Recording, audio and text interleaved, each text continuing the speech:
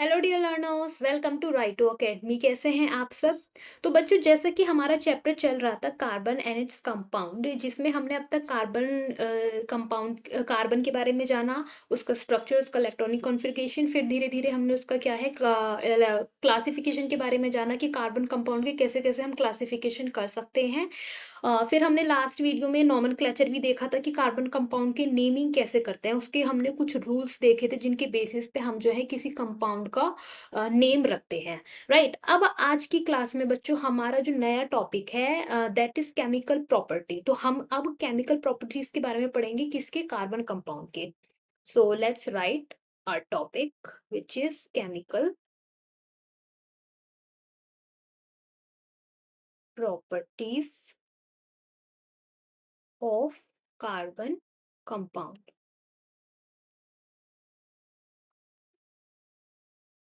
Compounds, ठीक है बच्चों।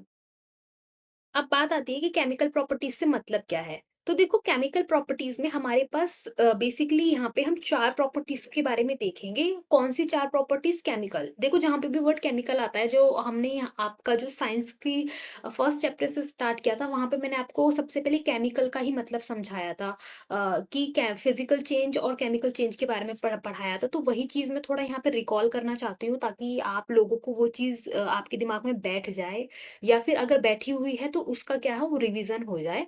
तो हमारे पास फिजिकल चेंजेस वो चेंजेस थे जहाँ पे हमारा स्टेट बदलती है, बट उनके जो कंपोजिशन में कोई चेंज नहीं आता। कंपोजिशन का भी मैंने आपको बताया था कि कंपाउंड का एक फिक्स फॉर्मूला होता है, जैसे वाटर का एक फिक्स फॉर्मूला होता है H2O। तो अगर आपका H2O से H2O2 अगर कोई फॉर्मूला बनता है, तो वो फिर वाटर नहीं है। वाटर का केवल एक फॉर्मूला होता है H2O2। तो कंपोजिशन से मतलब यही है कि आपका जो है फॉर्मूले में चेंज अगर होता है, नंबर ऑफ एटम चेंज होता है, या फिर उनका रेशियो में चेंज होता है, तो वो चीज़ क्या कहलाती है? हमारी कंपोजिशन। सो सिमिलरली यहाँ पर भी अगर जब एक वर्ड अटैच है पहले क्या, केमिकल, तो यहाँ पर भी हम क्या देखेंगे? कंपोजिशन में चेंज देखेंगे। कैसे? कि हमारा एक कंपाउंड से दूसरा कंपाउंड, कोई नए कंपाउंड फॉर्म होता है। वहीं पर केमिकल रिएक्शन की हम जो डेफिनेशन है वो ऐसे भी दे सकते हैं कि बॉन्ड ब्रेक हो रहे हैं या बॉन्ड फॉर्म हो रहे हैं, उनको भी हम जो है क्या बोलते हैं? केमिकल रिएक्शन बोलते हैं। तो हम पहले लिख लेते हैं कि हम कौन कौन सी केमिकल रिएक्शन यहाँ पे देखने वाले हैं, या केमिकल प्रॉपर्टीज को बोलूंगी मैं, देखने वाले हैं किनकी? कार्बन कंपाउंड की। तो पहली जो प्रॉपर्टी देखेंगे, हम देखेंगे बच्चों कंबशन। कंबशन देखेंगे। सेकेंड हम देखेंगे oxidation. Third we are going to see what? Addition reaction. Addition, addition reaction नहीं लिख रही मैं। Then at last we are going to see substitution. Substitution reaction, ठीक है। तो हम ये सारी रिएक्शन जो है बच्चों देखने वाले हैं। यहाँ पे बीच में ऐसा है, कंबशन रिएक्शन।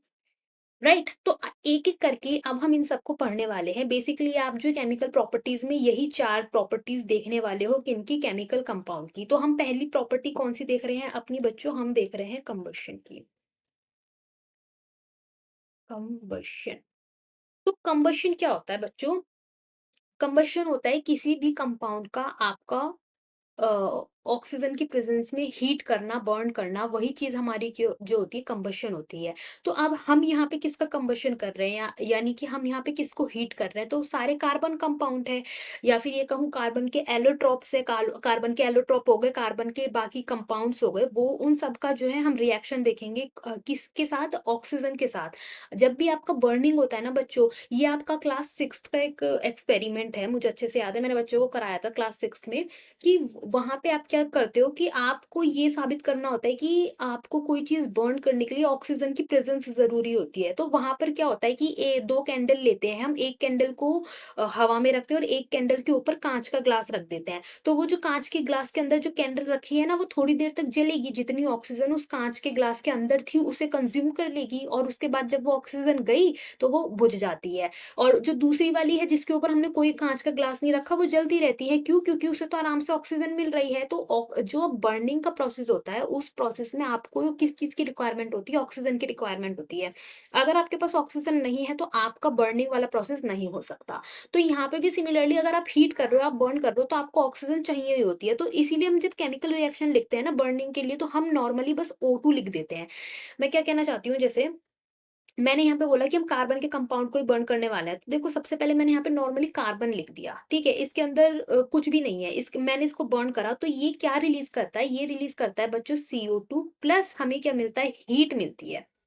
हमें मिलती है हीट या फिर लाइट, हीट प्लस लाइट। हमें क्या मिलती है? हीट प्लस लाइट यहाँ पे प्रोडक्ट में हमको देखने को मिलती है। अब क्या हुआ कि कार्बन के तो बहुत सारे कंपाउंड होते हैं, जैसे कि अगर जो सबसे बेसिक और सबसे पहला कंपाउंड था, वो क्या था? हमारे पास मीथेन था, विच इज़ CH4।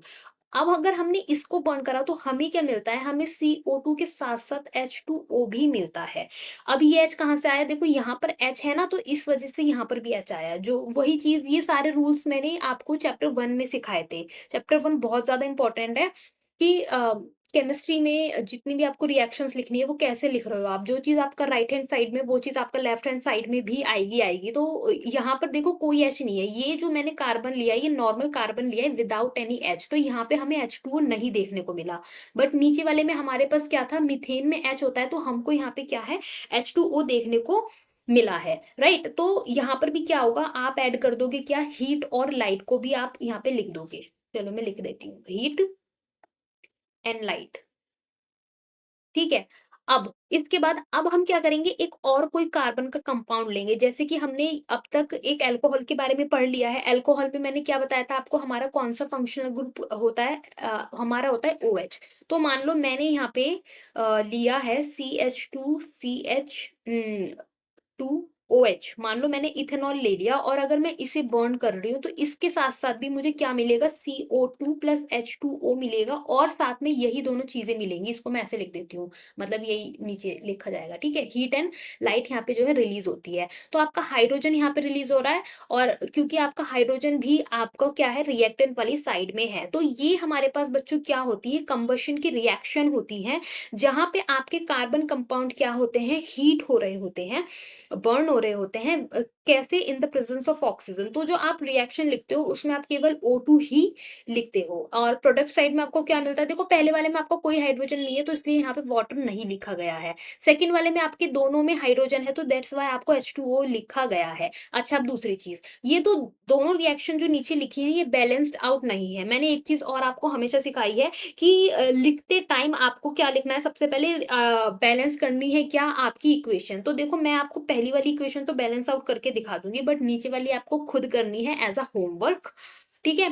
तो अगर हम ये देखें, यहाँ पे आपका कार्बन 1 है, यहाँ पर भी आपका कार्बन 1 है। आप अगर हाइड्रोजन को देखोगे, तो यहाँ पे आपके हाइड्रोजन 4 है और यहाँ पे 2 है। तो अगर आपको इसको 4 बनाना होगा, तो आपको इसको 2 से इंटू करना पड़ेगा। अब अगर आपने 2 इसके लिए लगाया, तो वो 2 पीछे इसके लिए भी वैलिड होता है। किसके लिए? O के लिए। यानी कि आपका O यहाँ पर भी बढ़ गया है। अब आप टोटल O अगर यहाँ पे देखोगे, तो 2 यहाँ पे हो गए और 2 ही यहाँ पे हो गए। ये जो 2 यहाँ लिखा गया है ना, ये इसके लिए भी वैलिड होगा। तो टोटल हो गए 4। अब और अगर आप रिएक्टेंट साइड में देखोगे, तो आपको O2 लिखा है, केवल 2 लिखे हैं। तो इसको 4 बनाने के लिए आप 2 से मल्टीप्लाई कर दोगे। तो इस तरीके से ये वाली रिएक्शन हमारी बैलेंस्ड आउट हो चुकी है। नाउ थर्ड वन आपके लिए होमवर्क में है, इसको आपको जो है खुद सॉल्व करना है, ठीक है? अब कंबशन में ही बच्चों आपको कुछ चीज़ें पढ़नी है, जैसे कि आपको ये पढ़ना है कि हमने कार्बन कंपाउंड की क्लासिफिकेशन किन बेसिस पे देखे थे? हमने देखा था सैचुरेशन और असैचुरेटेड और अनसैचुरेटेड बेसिस पे देखा था। सैचुरेटेड क्या होता है? जिसमें आपका केवल सिंगल बॉन्ड होता है, और अनसैचुरेटेड होते हैं जिसमें आपका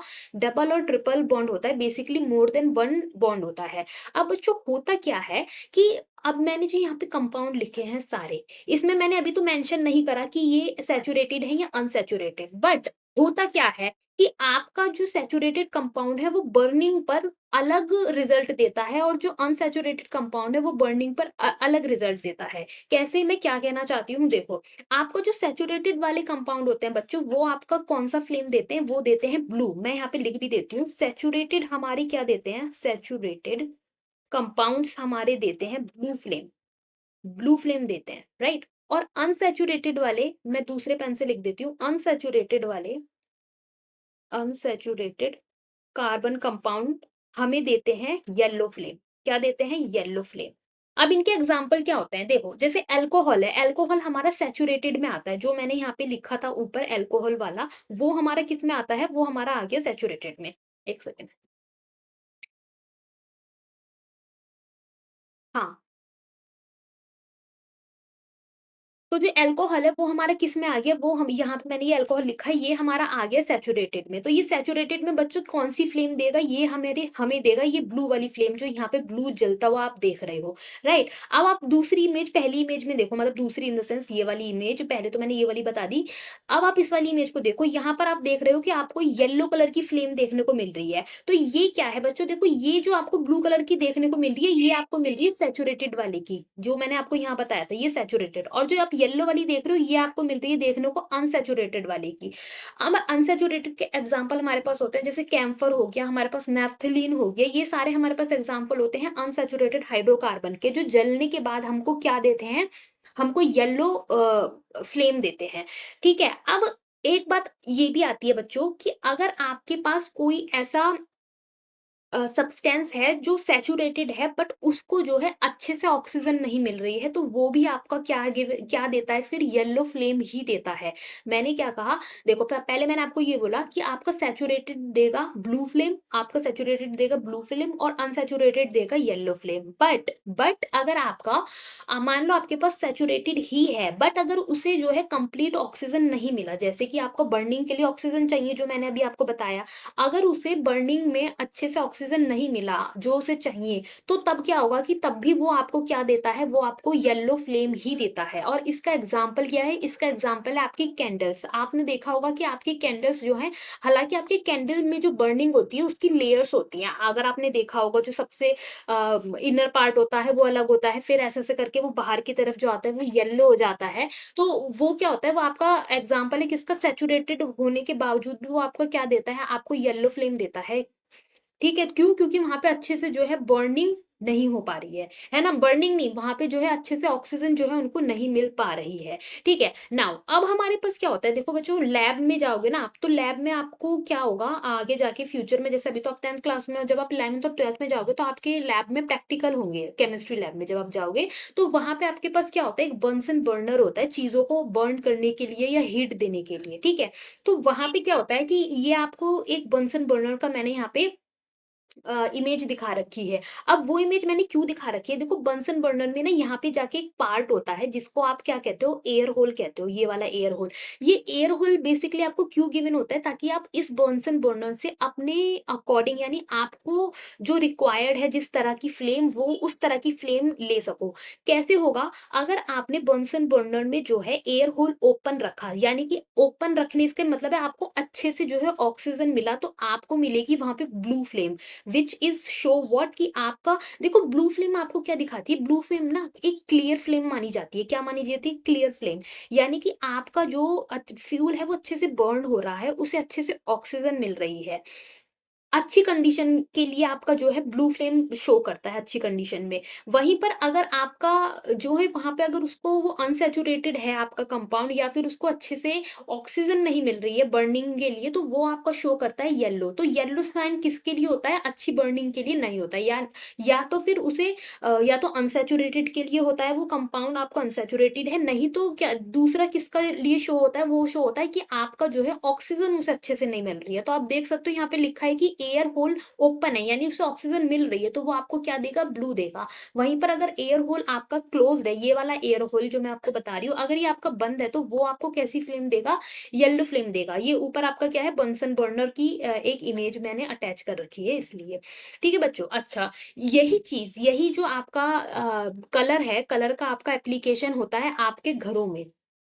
राइट, आपके घरों में ये जो गैस जलती है, मैंने यहाँ पे ये फोटो लगा रखी है, आपके घरों में जो गैस जलती है, अगर ये क्या है? ये आपको ब्लू ब्लू जो है फ्लेम देनी चाहिए, तभी माना जाएगा कि आपका जो यहाँ पे ये जो आपका डिवाइस होता है ना, ये जो गोल गोल वाला डिवाइस होता है, ये जो जिसे मैं हाईलाइट करके दिखा रही हूँ, इसमें आपके होल्स होते हैं। वो होल्स क्यों होते हैं? ताकि इसको जो नीचे आपके गैस आ रही है उसको अच्छे से जो है ऑक्सीजन मिल सके, ताकि बर्निंग अच्छे से हो पाए।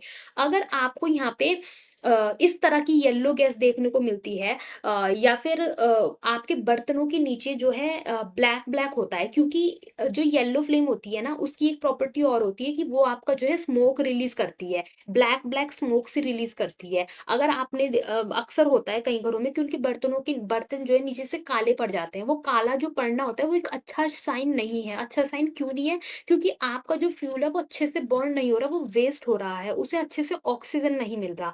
अगर उसे अच्छे से ऑक्सीजन मिलेगा तो वो क्या है, ब्लू फ्लेम में आपका जलेगा। दूसरा, आपके बर्तनों के नीचे कालापन नहीं जमेगा। ठीक है बच्चों? तो ये चीज़ हो गई एप्लीकेशन किसका, कलर का आपकी गैस के अंदर। ताकि आपको पता होना चाहिए आगे फ्यूचर में, या नॉलेज के लिए, कि आपका गैस का कलर भी आपकी गैस के बारे में बहुत कुछ बताता है। अगर वो ब्लू है तो इसका मतलब फाइन है, अगर वो येलो है, आपके बर्तन नीचे से काले पड़ रहे हैं, क्योंकि जो ये आपका येलो फ्लेम होती है वो आपका स्मोक भी रिलीज करती है, ब्लैक कलर का धुआं सा भी रिलीज होता है उसके साथ। ये तो आपने अक्सर देखा होगा, जैसे आग कहीं जल रही होती है तो एक धुआं सा उठ रहा होता है काले काले रंग का। ये तो कॉमन है, तो वो आपको पता ही होगा कि काले काले रंग का धुआं सा उठता है, तो वो जो है तो है वो किसका साइन होता है आपका, या तो अनसैचुरेटेड का साइन होता है कि कंपाउंड बर्न हो रहा है, या तो फिर आपको ऑक्सीजन जो है सही से नहीं मिल रही है। ठीक है? अब हमारा एक सवाल आता है बच्चों कि ये फ्लेम जो है, ये सवाल क्यों आ रहा है कि फ्लेम हमारा कब होएगी? यानी फ्लेम का मतलब है ये जो आप देख रहे हो ना, ये इस चीज़ को फ्लेम कहते हैं। यानी या फिर ये जो गैस आप देख रहे हो, यानी एक आग सी जो आप देख रहे हो, ये इन्हीं में क्यों दिखाई दे रही है? इनमें क्यों नहीं दे रही? जैसे आप कोयले को जब आप बर्न करते हो अंगीठी में आप देखते हो कि आपका जो एकदम से वो रेड हो जाता है, फिर एकदम से कम हो जाता है। बेसिकली कुछ भभकता सा रहता है। आपका एकदम से वो, कभी-कभार क्या होता है ना कि कुछ चीज़ जल रही होती है, बट वो जो ये येलो वाली आप देख रहे हो, येलो वाली चीज़ ये कैच नहीं कर पाती, यानी येलो कलर में आपकी फ्लेम नहीं ऊपर उठ पाती। हालाँकि वो चीज़ धधक रही होती है, जो कहते नहीं है कि यार भभका भी है उसमें, कुछ कहते हैं ना ऐसा कि जो जो चीज़ जल रही है वो अभी भी उसमें, मतलब आग है, अग्नि है उसमें, अंगीठी जैसे, पर वो आग की तरह उसकी लपटें ऊपर नहीं आ रही है, उसे ही हम क्या कहते हैं, फ्लेम कहते हैं। तो यहाँ पे क्वेश्चन पूछा जाता है कि आपका फ्लेम क्या शो करता है? मतलब क्या होगा, कैसे होता है कि कुछ चीज़ों में आपकी फ्लेम होती है और कुछ में नहीं होती? तो इसका आंसर ये होता है बच्चों कि जो ये फ्लेम होती है वो आपकी कब शो होती है, जब आपके गैसियस पार्टिकल बर्न हो रहे होते हैं।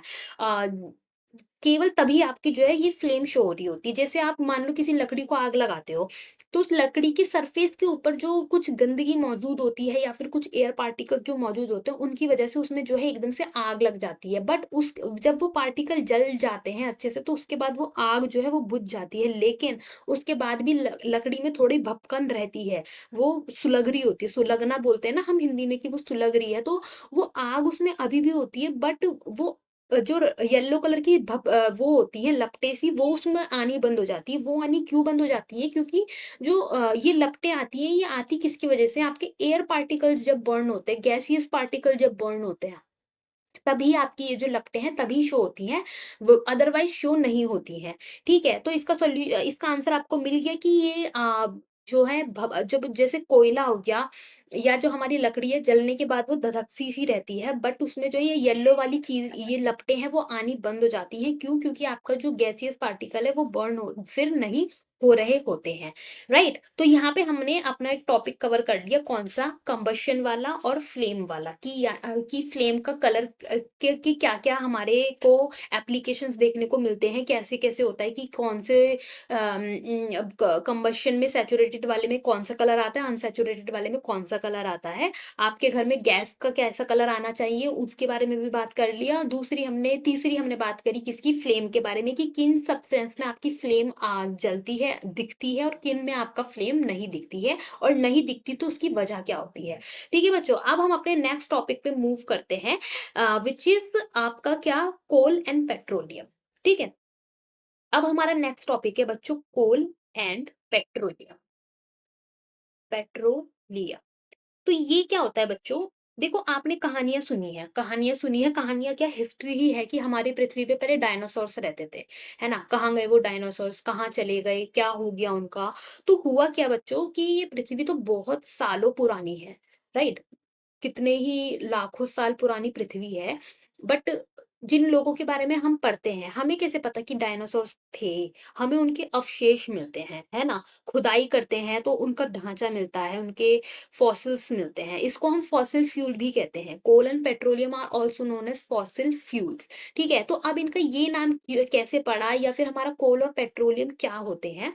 तो देखो, होता क्या हुआ क्या कि हमारे आज से लाखों साल पहले जब हमारे डायनासोर्स वगैरह रहे होंगे, या डायनासोर्स की बात नहीं कर रही मैं, नॉर्मली जो बहुत सालों पहले के जो हमारे पेड़ पौधे थे या जीव थे, जब हमारी पृथ्वी पे कुछ हुआ होगा, जैसे हुआ इन द सेंस कुछ डिजास्टर हुआ होगा, कोई प्रलय वगैरह आई होगी, या फिर कोई अर्थक्वेक आया होगा जिसकी वजह से सारा सब कुछ तहस नहस हो गया होगा, सब कुछ ऊपर नीचे हो गया होगा। फिर उसके बाद क्या होगा कि जैसे जैसे समय आगे बढ़ता गया, सारी चीजें तो नष्ट हो गई। नष्ट होके कहाँ गई? कहाँ जाएंगी? पृथ्वी के नीचे ही जाएंगी। तो हुआ क्या, as the passing of time, जैसे जैसे समय आगे बढ़ने लगा, वो सारी चीजें पृथ्वी के अंदर ही धसती चली गई।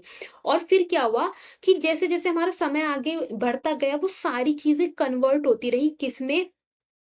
फाइनली वो कन्वर्ट हो गई हमारी कोल में और पेट्रोलियम में, जिसको हम आज यूज़ करते हैं एज़ अ फ्यूल। अब कोल और पेट्रोलियम में अंतर क्या होता है? देखो, मैंने आपको उनका फ़ॉर्मेशन का बता दिया कि ये बने कैसे होते हैं। अब इनमें डिफ़रेंस समझ लेते हैं। देखो, कोल बेसिकली आपको मिलता है पृथ्वी in the sense land, land मैं कहूँगी, लैंड के नीचे से। ठीक है? वहीं पर पेट्रोलियम आपको मिलता है वाटर के नीचे से। किसके नीचे से? सी के नीचे से, या वाटर के नीचे से, या सी के नीचे से। आप देखते होंगे समुद्रों में कितने बड़े-बड़े प्लांट लगे रहते हैं। किसके लिए लगते हैं? वो पेट्रोलियम निकालने के लिए लगते हैं। तो जो आपका मरीन, यानी कि आपका सी वाले जो लाइफ होता है, या एक्वेटिक वाले भी बोल सकती हूँ मैं, मरीन या फिर एक्वेटिक, आपका जो एक्वेटिक प्लांट, या फिर आपका क्या बोलेंगे, एनिमल बोल लो उनको। एनिमल जैसे फिशेज़ हो गई, या फिर समुंदर के जितने भी जीव हैं, प्लांट हैं, वो सब जब समुंदर में धँस गए तो वो किसमें कन्वर्ट हो गए? वो आपके कन्वर्ट हो गए पेट्रोलियम में। किसमें हो गए? पेट्रोलियम में। जब वो पृथ्वी के नीचे एकदम धँस गए, और धँसने के बाद with the passing of time वो किसमें कन्वर्ट हो गए? गल गए, गलते गए, वो एक फॉर्म से दूसरी फॉर्म में ट्रांसफ़र होते गए, एंड फाइनली जो आज हम यूज़ कर रहे हैं वो क्या है? पेट्रोलियम। अच्छा, हमारे भी आज हम यूज़ कर रहे हैं अपने से कितने सालों पुराना जीव-जंतुओं का फॉसिल फ्यूल्स, राइट? हमारे 1000 साल बाद जाके लोग शायद, अगर पृथ्वी पे कुछ भगवान ना करे हो जाए, तो हम ऐसे ही हमारे फ्यूचर में आने वाले लोग क्या है, फिर उस फ्यूल को यूज़ करेंगे, जो बाद में हमारा आज का मतलब हमारा अगर कुछ हो जाता है, तो वो क्या है, फ्यूल में कन्वर्ट हो जाएगा इसी तरीके से। लाइक हमारे से आज के बाद 1000 साल बाद, या बहुत लाखों साल बाद जो लोग आएँगे, जो लोग उस पृथ्वी पर होंगे, फिर वो हमारे टाइम का जो है फ्यूल यूज़ कर रहे होंगे। सिमिलरली हम जो हैं आज से अपने अपने से लाखों साल पहले लोगों, जीव, पेड़-पौधों से बने हुए फ्यूल को आज यूज़ कर रहे हैं। राइट? अब जैसे मैंने बताया कि पेट्रोलियम आपका क्या हो गया, मरीन या एक्वेटिक प्लांट और एनिमल, यानी सी और वाटर से मिलता है, ये हमारा, ये सब इनसे बनता है। अब कोल क्या होता है? बेसिकली इन्हीं सब से बनता है, बस यहाँ पे मरीन और एक्वेटिक नहीं होता। यहाँ पे जो है हमारा जो लैंड रहता है, जमीन जिस पे आप चल रहे हो, हमारे पेड़ पौधे, तो ये क्या होता है बेसिकली, आपका आपने सुना होगा कोल माइंस, और पुरानी पिक्चरें भी कितनी कोल के ऊपर, कोयले के ऊपर बनी है ना, कोयला निकालते हुए वक्त आपको दिखाया गया है, राइट? तो वही चीज़ है कि आपका कोल कैसे बनता है और पेट्रोलियम कैसे बनता है, वो चीज़ हमने जो है यहाँ पे आपकी डिस्कस करी है। ठीक है बच्चों? अब हम क्या करते हैं, हमने जो है अपना फर्स्ट केमिकल प्रॉपर्टीज़ यहाँ पे आपकी खत्म होती है, कौन-सी कंबशन वाली, कि आपका जो कार्बन कंपाउंड है कैसे बर्न होता है, कैसे ऑक्सीजन की प्रेज़ेंस में बर्न होके वो क्या-क्या प्रोडक्ट देता है। फिर उसके बाद हमने फ्लेम्स के बारे में देखा, and finally we see coal and petroleum क्या होते हैं, और कैसे हमको ये जो मिलते हैं पृथ्वी के अंदर बहुत सालों बाद, ये जो ये जो लाइफ ऑर्गेनिक मटेरियल होता है, ये अपनी फॉर्म बदल लेता है, जिसको हम आज एज अ फ्यूल यूज कर रहे हैं। ठीक है बच्चों, अब हम देखते हैं अपना second chemical property, which is what, हमारा क्या है, एडिटिव। ठीक है, नहीं नहीं, ऑक्सीडेशन हमारा सेकेंड है, ऑक्सीडेशन, राइट? ऑक्सीडेशन। अब ये ऑक्सीडेशन क्या होता है बच्चों? देखो, ऑक्सीडेशन और रिडक्शन हमने पहले भी पढ़ा है, जब हम मेटल और नॉन मेटल का पढ़ रहे थे, तो वहां पर भी हमने आपको बताया था कि ऑक्सीडेशन आपका कितने टर्म्स में डिफाइन होता है। जब आपका किसी कंपाउंड में गेन ऑफ ऑक्सीजन होता है, या फिर रिमूवल ऑफ हाइड्रोजन होता है, तो ये सारे ही आपके क्या होते हैं, ऑक्सीडेशन के टाइप्स होते हैं। तो यहाँ पर अगर मैं कार्बन कंपाउंड के टर्म में आप लोगों को समझाऊं, तो अगर आपका मान लो आपके पास एल्कोहल है, ठीक है, पहले तो मैं लिख के समझाती हूँ। मान लो अगर आपके पास एल्कोहल है, और अगर मैं इसको ऑक्सीडाइज़ कर दूँ, ये किसी भी चीज़ से ऑक्सीडाइज़ करने के लिए आपको बेसिकली बच्चों लगते हैं रिएजेंट। क्या लगते हैं? रिएजेंट। वो अपने आप ऑक्सीडाइज़ नहीं हो जाते, या तो आप उनको टेम्परेचर दो, यानी कि हाई टेम्परेचर दो, नहीं तो आप उनको सूटेबल कंडीशन दो, या तो रिएजेंट दो या कुछ चीज़ दो जिसकी प्रेज़ेंस में वो आपके ऑक्सीडाइज़ हो जाएँ। तो आपका एल्कोहल, जो मैं एल्कोहल इस चैप्टर में आपको कई बार बोल के बता चुकी हूँ, सिंबल्स में बता चुकी हूँ, क्या होता है, वो आपका ऑक्सीडाइज़ होने के बाद किस में कन्वर्ट हो जाता है? कार्बोक्सिलिक एसिड में जो है कन्वर्ट हो जाता है। अब ये तो मैंने लिखा आपको शब्दों में। अब मैं इसको क्या है आपको केमिस्ट्री की टर्म में लिख कर दिखाती हूँ। जैसे मान लो मैंने यहाँ पे कोई लिखा CH2OH, राइट? मैंने ये एक अल्कोहल लिखा। अब मैंने यहाँ पे क्या लिखा? KMNO4। ये हमारे पास क्या होता है बच्चों? ये एक्ट करता है एज़ अ रिएजेंट, यानी ये एक ऑक्सीडाइजिंग एजेंट है। अब ऑक्सीडाइजिंग एजेंट भी आपको मैं पढ़ा चुकी हूँ। देखो, ऑक्सीडाइजिंग एजेंट, एजेंट किस चीज़ का? ऑक्सीडाइजिंग करने वाला, यानी कि इसका बेसिकली काम क्या होगा? दूसरों को ऑक्सीडाइज़ करना और खुद रिड्यूस होना। तो ये क्या करेगा? ये दूसरों को ऑक्सीडाइज़ करेगा। दूसरा यहाँ पे कौन है? अल्कोहल। तो ये KMNO4 हमारा ऑक्सीडाइज़ करेगा अल्कोहल को, और क्या फ़ॉर्म कर देगा? एसिड। कार्बोक्सिलिक एसिड का फ़ॉर्मूला भी मैं आपको इससे पिछली वाली क्लास में बता चुकी हूँ। मैंने आपको बोला था कि सारे फंक्शनल ग्रुप याद करने हैं, उनके स्ट्रक्चर याद करने हैं, क्योंकि अगर आपने वो याद नहीं करा तो अदरवाइज आपको कंफ्यूजन होगी किसमें? एल्केन, एल्कीन, एल्काइन पहचानने में, क्योंकि काफी फंक्शनल ग्रुप ऐसे होते हैं जो अपने अंदर ही डबल बॉन्ड कैरी करते हैं। डबल बॉन्ड आपको एल्केन, एल्कीन, एल्काइन देखते वक्त केवल कंसीडर करना है किसमें? कार्बन कार्बन वाले स्ट्रक्चर में, ना कि फंक्शनल ग्रुप में। तो वो चीज आप कब कर पाओगे? जब आपको फंक्शनल ग्रुप अच्छे से पता होंगे, उनके स्ट्रक्चर्स आपको पता होंगे, तभी कर पाओगे ना। तो वही चीज है। तो अब हमारा जो ये अल्कोहल है, ये जब कन्वर्ट हो जाएगा कार्बोक्सिलिक एसिड में, तो वो कुछ ऐसे होगा CH3, it is attach to COOH। COOH को मैं थोड़ा खुल के लिख देती हूँ ताकि आप देख पाओ। तो इसमें क्या होता है बच्चों? ये होता है हमारा इतना पोर्शन जो होता है, ये हमारा स्टैंड करता है किसके लिए? कार्बोक्सिलिक एसिड के लिए। इसमें क्या, और ये बाकी जो जुड़ा हुआ है, ये हमारा कार्बन चेन से जुड़ा हुआ है। तो ये क्या होता है? ये कार्बन होता है, ये अटैच होता है जब डबल बॉन्ड O से और सिंगल बॉन्ड OH से। अब जब भी आप इसका देखोगे कि ये सैचुरेटेड है या अनसैचुरेटेड, तो आप इसका डबल बॉन्ड कंसीडर नहीं करोगे, क्योंकि वो इसका फंक्शनल ग्रुप का डबल बॉन्ड है। It is not considered in what? हमारा कार्बन चेन। ठीक है? तो ये हमारे पास होता है ऑक्सीडेशन, बेसिकली व्हाट, कि आपका जो कार्बन का कंपाउंड है उसमें या तो आपका रिमूवल हो हाइड्रोजन का, हाइड्रोजन एटम का, या फिर गेन हो ऑक्सीजन का। तो आप देख सकते हो कि आपका प्रोडक्ट रिएक्टेंट साइड में केवल एक ऑक्सीजन था यहाँ पे। वहीं पर आप प्रोडक्ट साइड में देखोगे तो आपके पास 1, 2, आपके पास 2 जो है कार्ब ऑक्सीजन के एटम आ चुके हैं। तो ये हमारे पास क्या है? ऑक्सीडेशन का प्रोसेस होता है, केमिकल रिएक्शन होता है। ठीक है? Now moving to the third one. अब हमारा थर्ड क्या था? Addition reaction. थर्ड हमारे पास क्या था? Addition reaction.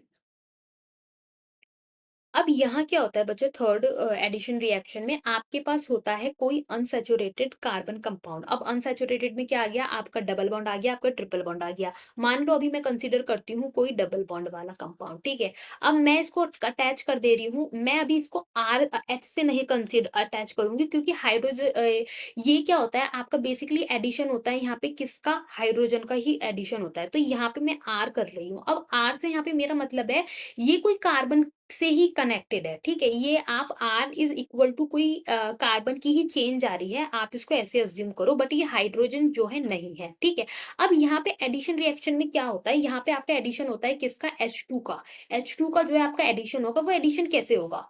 देखो, जो हमारी ये क्या एल्कीन है या एल्काइन है, इनको अपने से ऐड करने के लिए ज़रूरत लगती है कुछ हमारे पास मेटल की, जो होते हैं हमारे, या तो वो होगा निकल, ठीक है? या तो वो होगा हमारा पैलेडियम। तो इनमें से कोई भी वो एक तो मेटल होगा, और फिर वो हमारा क्या होगा?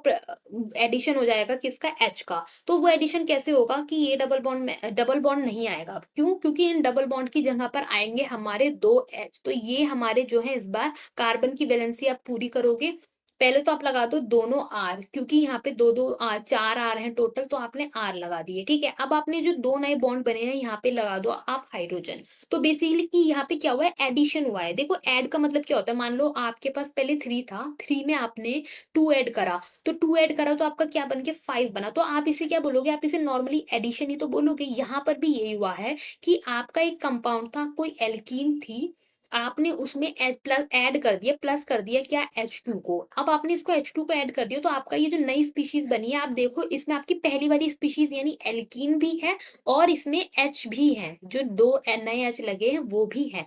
तो ये आपकी क्या होती है, this is your addition reaction. Similar बिल्कुल वैसी ही जैसा आप मैथ्स में एडिशन पढ़ते हो।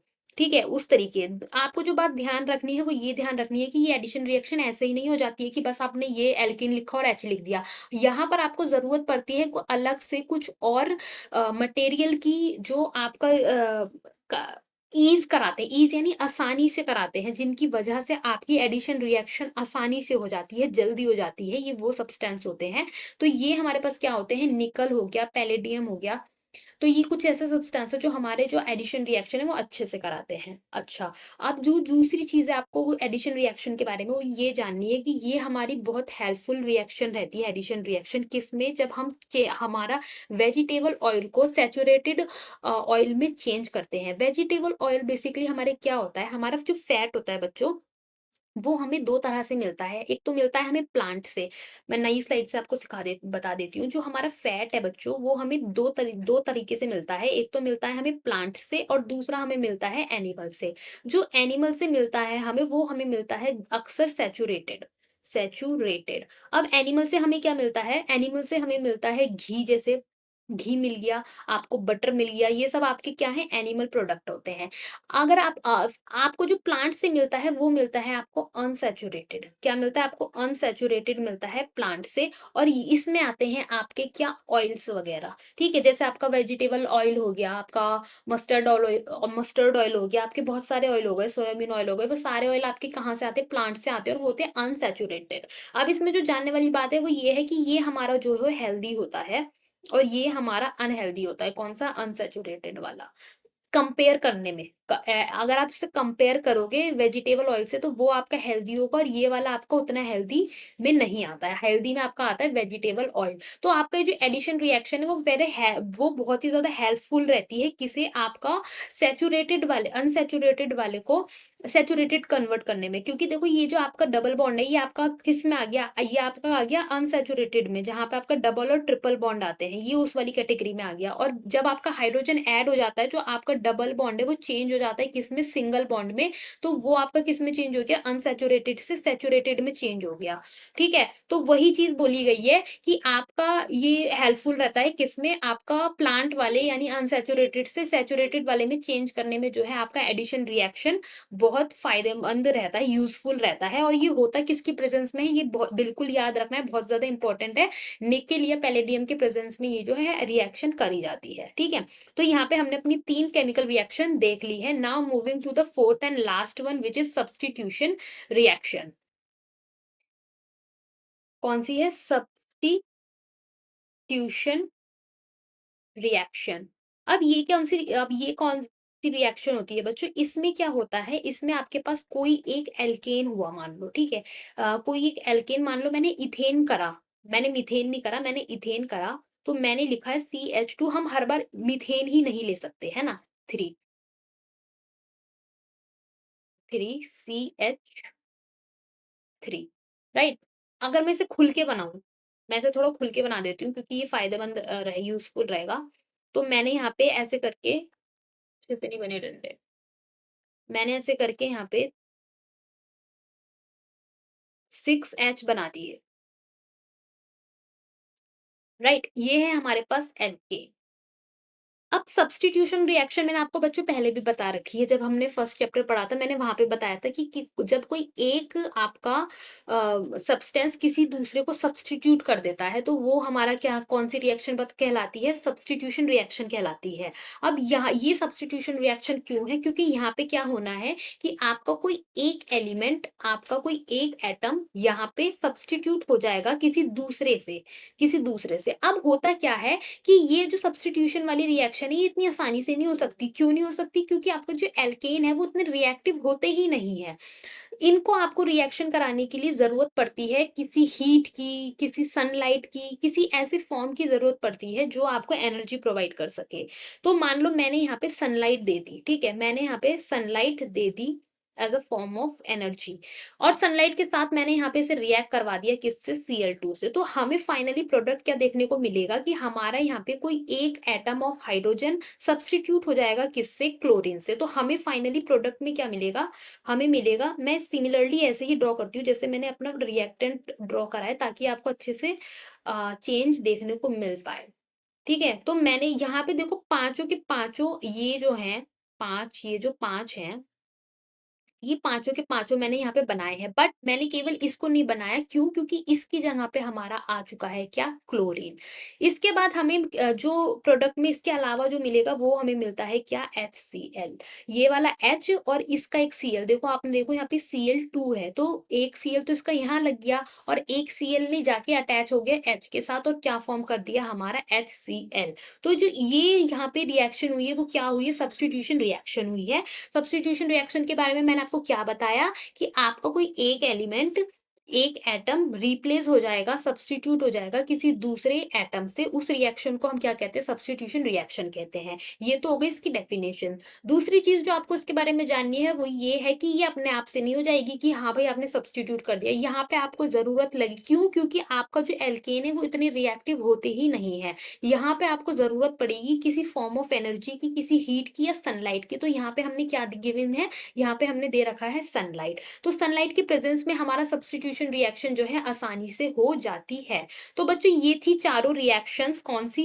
ये चारों केमिकल प्रॉपर्टीज हमने वन बाय वन कर लिए, पढ़ी है। कौन सी? कंबशन पढ़ी हमने, ऑक्सीडेशन पढ़ी हमने, एडिशन पढ़ी हमने, सब्स्टिट्यूशन पढ़ी। मैं एक बार सबको जल्दी जल्दी रिवाइज भी करवा देती हूँ, सबको समरी के तौर पे मैं एक बार दोबारा से दोहरा देती हूँ। कंबशन हमारे बेसिकली क्या होता है? कार्बन कंपाउंड का बर्निंग होता है in the presence of oxygen. तो जो कार्बन कंपाउंड है वो हमारा ऑक्सीजन में बर्न करेगा और प्रोडक्ट में क्या देखने को मिलता है? अगर उसमें हाइड्रोजन नहीं है तो हमें नॉर्मली CO2 देखने को मिलेगा, प्लस में हमें क्या मिलेगा? हीट और लाइट मिलेगा। अगर उस कंपाउंड में हाइड्रोजन है आपका तो हमें क्या देखने को मिलेगा? CO2 के साथ-साथ वाटर भी देखने को मिलेगा। कंबशन में हमने एक चीज़ पढ़ी कि अगर हमारा सैचुरेटेड कंपाउंड जलता है तो हमें फ्लेम मिलता है ब्लू, वहीं पर अगर हमारा अनसैचुरेटेड जलता है तो येलो फ्लेम हमें देखने को मिलता है। इसी में हमने दूसरा पॉइंट पढ़ा कि अगर हमारा कंपाउंड सैचुरेटेड है, तब भी वो हमारा येलो फ्लेम देगा, कौन-सी कंडीशन में? जब उसको अच्छे से ऑक्सीजन नहीं मिलेगा तब। और इसी चीज़ की हमने एप्लीकेशन देखी आप लोगों के घर में यूज़ होने वाली गैस का, क्योंकि वो बहुत ज़्यादा इम्पोर्टेंट है। ज़रूरी है कि आपको उसकी नॉलेज हो। आपका गैस का जो फ्लेम है वो आपको बहुत कुछ शो करता है। अगर वो ब्लू है तो वो ठीक है, अगर वो येलो है या फिर आपके बर्तनों के नीचे कालापन आ रहा है तो वो गलत है। उस चीज़ में आपको अपनी गैस को सही करवाना है। ठीक है? वहीं पर दूसरी चीज़ हमने लास्ट में ये क्या एक और चीज़ पढ़ी, वो क्या थी कि कुछ चीज़ आपकी फ्लेम देती है, कुछ फ्लेम नहीं देती। तो हमने इसका कॉज़ क्या पढ़ा कि फ्लेम आपका कब आती है? जब आपके गैसियस पार्टिकल जलते हैं तभी आपका जो है फ्लेम आती है। गैसियस पार्टिकल सारे जल चुके होंगे, नहीं होंगे तो आपकी फ्लेम जो है नहीं आती, फिर वो धधकता, भभकता सा रह जाता है। जो वो जो ची रेड-रेड अंगीठी सी में जलती रहती है, वो वाली चीज़ रह जाती है। तो ये सारी चीज़ें हमने पढ़ी आपका किसमें? कंबशन में। ऑक्सीडेशन में हमने नॉर्मली हम ऑक्सीडेशन पहले भी पढ़ चुके हैं और ऑक्सीडेशन की हमने कई सारी डेफिनेशन देखी है कि अगर आपका कंपाउंड में हाइड्रोजन रिमूव होता है तब वो ऑक्सीडेशन है, अगर आपका ऑक्सीडेशन ऐड होता है, ऑक्सीजन ऐड होता है तब वो ऑक्सीडेशन है। ठीक है? हमने इसमें आपका एग्जांपल भी देखा कि आपका अल्कोहल जब आपका किसी ऑक्सीडाइजिंग रिएजेंट से की प्रेजेंस में जाता है तो वो ऑक्सीडाइज होकर कार्बोक्सिलिक एसिड बनता है। दूसरी यहाँ पे जानने इंपॉर्टेंट चीज़ है पढ़ने वाली, क्या? रिएजेंट जो आपके ऑक्सीडाइजिंग रिएजेंट होंगे, यानी कि बेसिकली उनका काम क्या होगा? दूसरों को ऑक्सीडाइज करवाना और खुद रिड्यूस होना। तो वहां पे आपको कुछ ऐसे रिएजेंट भी पढ़ने हैं जो ऑक्सीडाइजिंग रिएजेंट होंगे, जिनका काम होगा ऑक्सीडाइज करवाना। ये तो हो गया हमारी ऑक्सीडेशन की कहानी। फिर हमने क्या पढ़ा? अपना एडिशन पढ़ा। एडिशन हमें हमारा क्या होता है कि हम अपने अनसैचुरेटेड कार्बन कंपाउंड को सैचुरेटेड बनाते हैं with the addition of hydrogen. और वो एडिशन ऐसे ही नहीं हो जाता, वो एडिशन होता है किसी मेटल की प्रेजेंस में, जैसे कि निकेल हो गया, पैलेडियम हो गया, इन सब की प्रेजेंस में आपका जो है एडिशन होता है। इसका एग्जाम्पल और बहुत ही फेमस हमारा एग्जाम्पल कौन सा होता है? हमारा वेजिटेबल ऑयल का conversion to what saturated hydrocarbon, ठीक है। And last at the last भी हमने क्या पढ़ा, सब्स्टिट्यूशन रिएक्शन पढ़ा, जब हमारा एक कंपाउंड में एक एटम सब्स्टिट्यूट हो जाता है किसी दूसरे एटम से, और वहां पर भी वो चीज ऐसे ही नहीं हो जाती है, खासकर एल्केन के केस में, क्योंकि एल्केन हमारे उतने रिएक्टिव नहीं होते। तो उस केस में हमको कोई एनर्जी चाहिए होती है किसी फॉर्म में, चाहे हीट या सनलाइट। तो हमने सनलाइट के फॉर्म में देखा कि क्लोरीन ने सबसे कैसे सब्स्टिट्यूट किया हाइड्रोजन को इथेन में। ठीक है बच्चों, तो आज की क्लास में हम इतना ही रखते हैं। आगे वाली क्लास में हम और भी कार्बन कंपाउंड के बारे में पढ़ेंगे, और फाइनली फिर सोप्स एंड डिटर्जेंट के बारे में पढ़ के, तो जहाँ तक है हम अपना जो नेक्स्ट क्लास होगी उसमें अपना ये चैप्टर जो है खत्म कर देंगे। ठीक है? So do like, share, subscribe, keep study, keep watching. Thank you.